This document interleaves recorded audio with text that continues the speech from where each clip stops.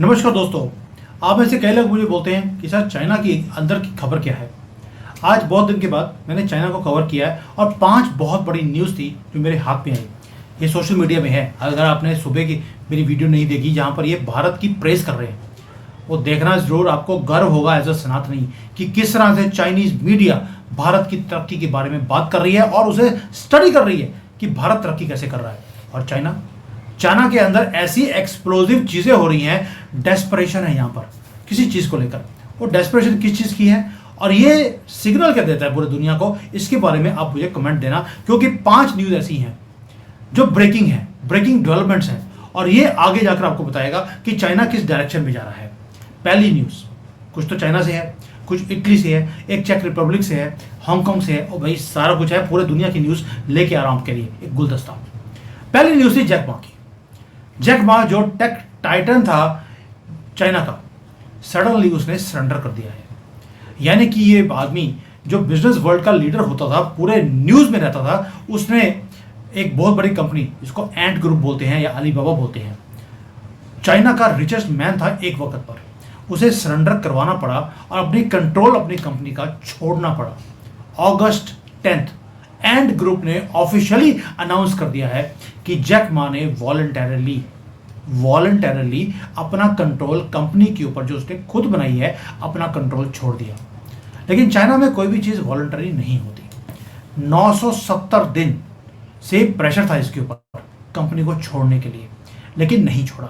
लेकिन जब प्रेशर इतना ज्यादा बढ़ गया कि उसको छोड़ना पड़ा, क्योंकि बेजिंग से उसको ये प्रेशर आ रहा था, और जैक मा ने ऑफिशियली अनाउंस कर दिया कि मैं कंपनी छोड़ रहा हूँ। अब जो कंपनी है उसकी जो मैनेजमेंट है वो चाइनीज गवर्नमेंट के हाथों में आ जाएगी और जो एम्प्लॉयज़ हैं उनको बोला जाएगा आप चलाओ, मैनेजमेंट हम संभालेंगे।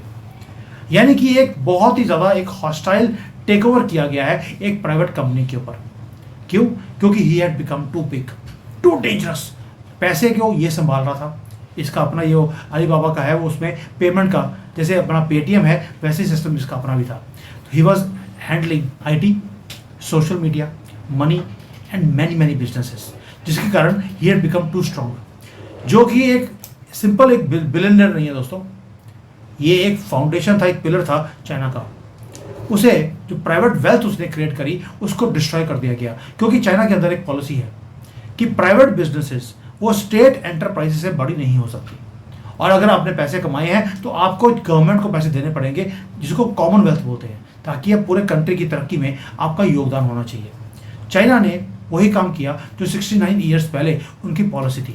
एक तो उस तरफ चाइना जा रहा है, दूसरा सिर्फ बिलियनियर्स को ही नहीं छोड़ा है, एक नया टैक्स लगा दिया है हमारे लोगों के ऊपर।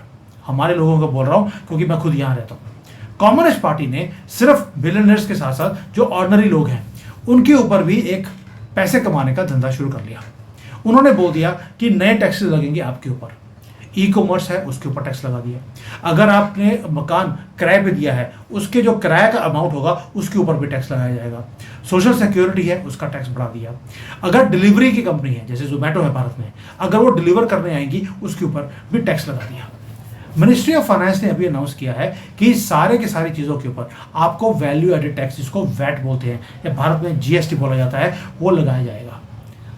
खाना डिलीवर करने वाले के ऊपर भी टैक्स। ऑनलाइन आप कुछ परचेज करते हैं वो अब महंगा हो जाएगा, उसके ऊपर टैक्स लगाना शुरू कर दिया, ताकि जो लोग ऑनलाइन खरीद रहे हैं वो दुकानों में जाना शुरू करो। It is good and bad also. लेकिन ये टैक्स के थ्रू ये कंट्री को चलाने का एक तरीका भी है। चाइना के अंदर जो चलान होता है आपकी गाड़ियों का, उसका अमाउंट 10 टाइम्स बढ़ चुका है। 45 बिलियन डॉलर्स बोल रहा हूं, हर साल कलेक्ट करता है चाइना सिर्फ चलान काटकर, जिससे पूरी की पूरी जो आर्म फोर्सेस का जो खर्चा है वो सिर्फ चलान से निकल रहा है। और चाइनीज जो सिटीजन्स हैं वो अपने आप को स्क्वीज्ड फील कर रहे हैं कि चाइना हर रोज पैसे बर्बाद कर रही है या बर्न कर रही है मिलिट्री की परेड्स के ऊपर, इंटरनेशनल प्रोपेगेंडा के ऊपर, लेकिन हमारी गर्दन काटी जा रही है। ये लोगों का बोलना है। अब आगे देखिए, बेजिंग के अंदर इतना ज़्यादा कंट्रोल है कि उन्होंने एक मिलिट्री की परेड करनी थी बेजिंग के अंदर। उन्होंने आसपास की जितनी भी कंपनियां थी, जैसे स्टील की कंपनियां हैं, उनको बोल दिया प्रोडक्शन को खत्म करो, बंद करो इसको 1 हफ्ते के लिए, क्योंकि शी जिनपिंग परेड को फॉलो करने वाले हैं और ये पूरे दुनिया में ये इमेजेस जाएंगी। अगर वहाँ पे हवा में धुआं होगा तो हमारे कंट्री की जो इमेज है वो खराब हो जाएगी। आप सोच के देखिए कि इकोनॉमिक कंट्रोल कितना ज़्यादा है कि आप बड़ी बड़ी टाटा की कंपनी हो, हम उसको बोले तुम प्रोडक्शन बंद कर दो 1 हफ्ते के लिए, क्योंकि मोदी जी वहाँ पर विजिट करने आ रहे हैं और दुनिया के पास जब पिक्चर्स आएंगी कि वहाँ पे धुआं है या गंदगी है तो लोग क्या सोचेंगे। ये कंट्रोल है ऑर्डिनरी लोगों के ऊपर, बड़ी बड़ी कंपनियों के ऊपर, यहाँ तक कि एनवायरनमेंट के ऊपर। अब एक और चीज़ आई, चीज़ें बहुत बड़ी बड़ी हैं, सारी इंटर रिलेटेड है, वो बाद में बताऊंगा। चेक रिपब्लिक, ये वो कंट्री है जिन्होंने रिसेंटली, उनके प्रेसिडेंट जो थे पीटर पावल, उन्होंने मीटिंग करी दलाई लामा के साथ। दलाई लामा के साथ मीटिंग भी करी भारत में बैठकर, और बीजिंग का दिमाग हो गया खराब।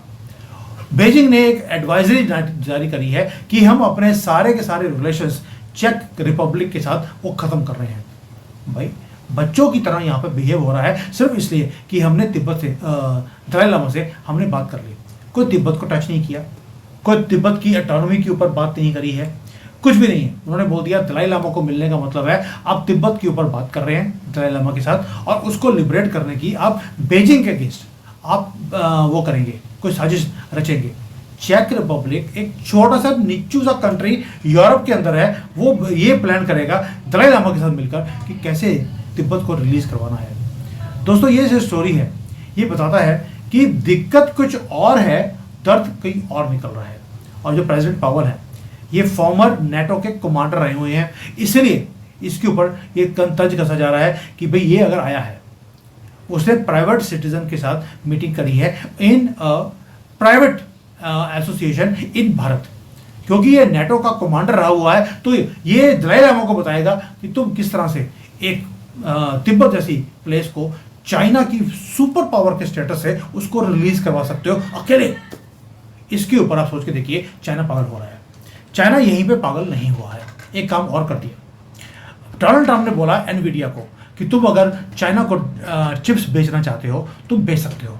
ये लेटेस्ट चिप्स हैं, दुनिया लाइन लगा के खड़ी है इन चिप्स को लेने के लिए। और चाइना ने क्या कर दिया, चाइना ने बैन कर दिया है इस लेटेस्ट चिप को कि हमें नहीं चाहिए। उन्होंने बोल दिया कि जो डोमेस्टिक कंपनीज हैं उनको बोल दिया आप एनवीडिया की चिप्स नहीं खरीद सकते। जो मैं बोल रहा हूं आप दोबारा सुनना, चाइना अपनी लेटेस्ट जो कंपनीज हैं, बड़ी वाली कंपनीज हैं, उनको बोल रहा है कि मैं दुनिया की advanced, most advanced AI chip को बैन कर रहा हूं। और जो इनसाइडर्स हैं वो ये बताते हैं कि चाइना का जो साइबर स्पेस एडमिनिस्ट्रेशन है वो बड़ी बड़ी कंपनीज, अलीबाबा को, टेंसेंट को, बाइटडांस को, वो ये बोल रहे हैं कि जो एनवीडिया की चिप्स आएंगी ये हमारे लिए सिक्योरिटी रिस्क है। ओ भाई, दुनिया को आपकी चिप से रिस्क है। इन्होंने बोलना शुरू कर दिया कि अमेरिका की जो चिप्स हैं इससे हमें सिक्योरिटी रिस्क होगा, यानी कि चोर को पड़ गए मोर। अब ये वरी क्यों है? वरी एक ही है, उनको ये लगता है कि जब एनवीडिया की या बाकी कंपनीज की चिप्स आएंगी वो लोकली यहाँ पर हर चीज़ को ट्रैक करेंगी, और अगर वो बंद करना चाहें तो रिमोटली चिप को बंद कर देंगे, तो यहाँ पे सब कुछ शट डाउन हो जाएगा। यानी कि जो चाइना दुनिया के साथ करता था, अब चाइना को लगता है उनके साथ भी यही होने वाला है। और साथ में उन्होंने ये भी बोल दिया एनवीडिया की चिप है, आप ले लीजिए, कॉपी कीजिए और उसको चाइना के अंदर बनाना शुरू कीजिए। और ये बोल दिया, जबकि जो एनवीडिया की चिप है वो चाइनीज चिप से 6 टाइम्स फास्टर है प्रोसेसिंग में, लेकिन चाइना ने अपने ही पैड में कुल्हाड़ी वो दोबारा से मार ली।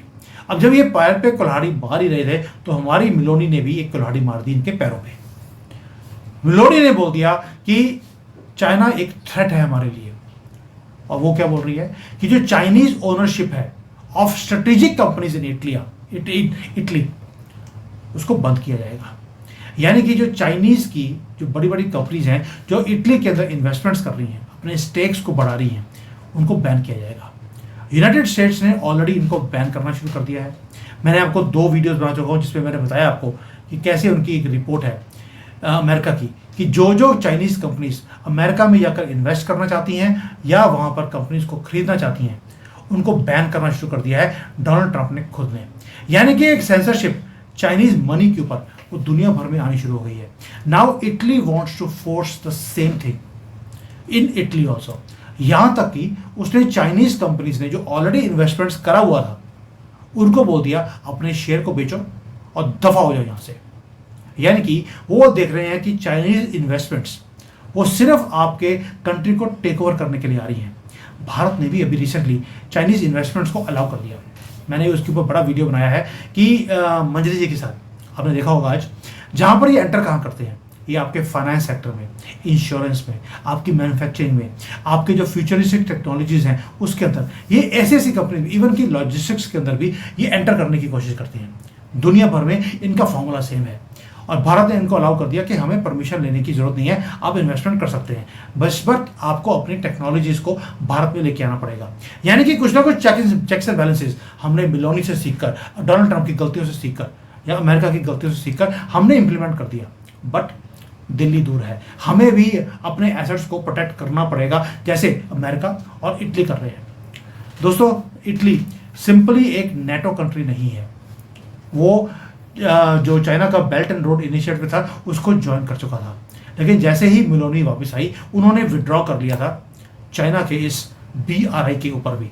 यानी कि चाइना को दुनिया भर में एक शक की नज़र से देखा जाता है, और जितना दुनिया शक की नज़र से देख रही है, चाइना भी दुनिया को शक की नज़र से वो देखता जा रहा है। शक का इतना बड़ा दायरा हो गया है कि अब उन्होंने अपने आप को भी शक की नज़र से देखना शुरू कर दिया। कहीं शी जिनपिंग कल को ये ना बोल दें कि यार मैं चाइनीज़ प्रेसिडेंट ही हूँ, इतना शक हो गया इनको।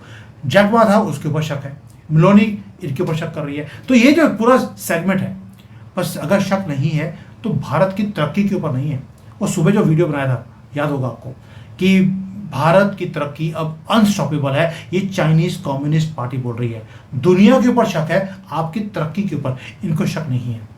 और उस शक के अंदर ये प्राइवेट एंटरप्राइजेस को क्रश कर रहे हैं, इंटरनेशनल पार्टनर्स को ये बोल रहे हैं बैन कर दो, एडवांस टेक्नोलॉजीज को भी बैन कर रहे हैं, अपने ओन सिटीजन्स को अबंडन करते जा रहे हैं, उनका गला चूस कर ये कंट्री को चलाने की बात करते हैं।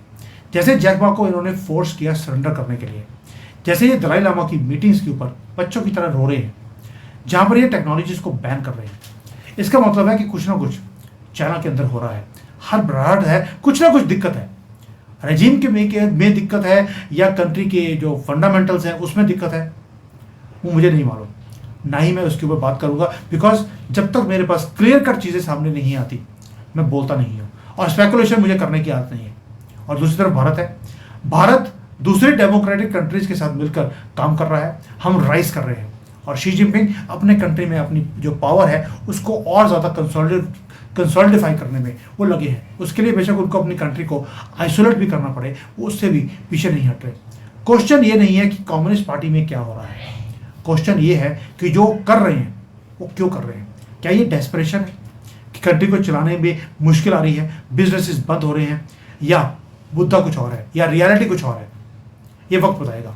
बट मेरा मैटर था, आपने बहुत देर से मुझे बोल रहे थे कि चाइना के बारे में बात कीजिए, तो मैंने आपको चाइना की जो 4-5 न्यूज़ है ये सारी की सारी मैंने बता दी कि चाइना में क्या हो रहा है। Please put your comments what you feel is happening in China. Thank you, जय हिंद, वंदे मातरम।